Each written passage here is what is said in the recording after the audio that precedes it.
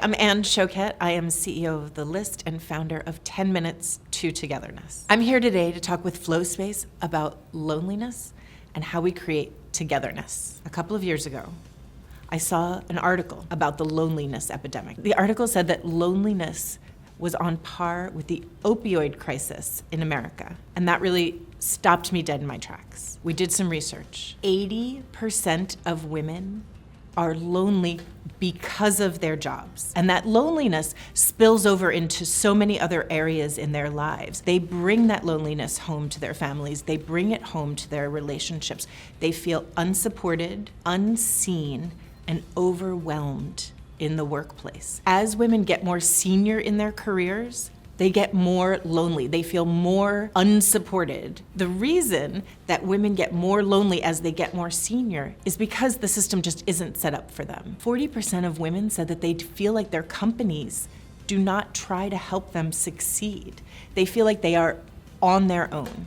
And there is just not enough structure in the workplace to help us feel seen, to help us feel connected, to create the kind of collaboration that we need to succeed. So in our research, we were able to look at the people who were less likely to be lonely and more likely to feel connected. We call these people the cultivators. The cultivators have these very specific, tiny little micro habits of connection that they use to build their own network of support. They are not relying on the companies to create the support.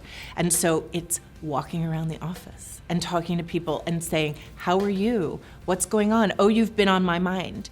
It's about doing outreach when you're in the car on the way to work in your commute, or when the day is over and you're sitting flipping through your phone, sending a text to someone and saying, you know, your name came up in a meeting today. How are you? How can I help you? It's tiny little daily exercises that we need. This is not to say that we don't need our companies to support us as well. We also found that the foundation of creating a connected workplace comes from collaborative teams, transparency.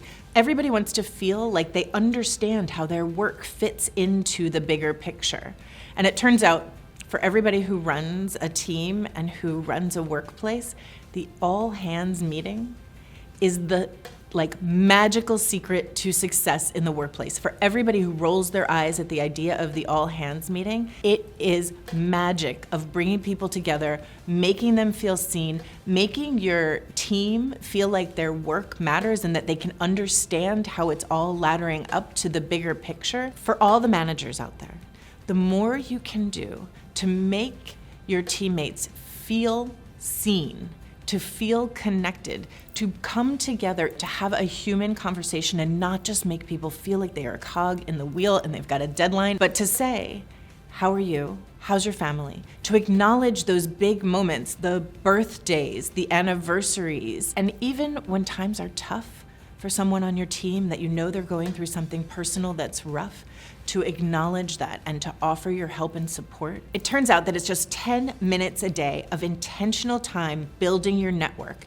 is all you need to keep loneliness at bay. The Surgeon General's office released a report that showed this huge gap in time spent together. But if everyone spent 10 minutes a day intentionally building their network, we would decrease that loneliness gap by 50%. And so in those 10 minutes, I do mine in the morning.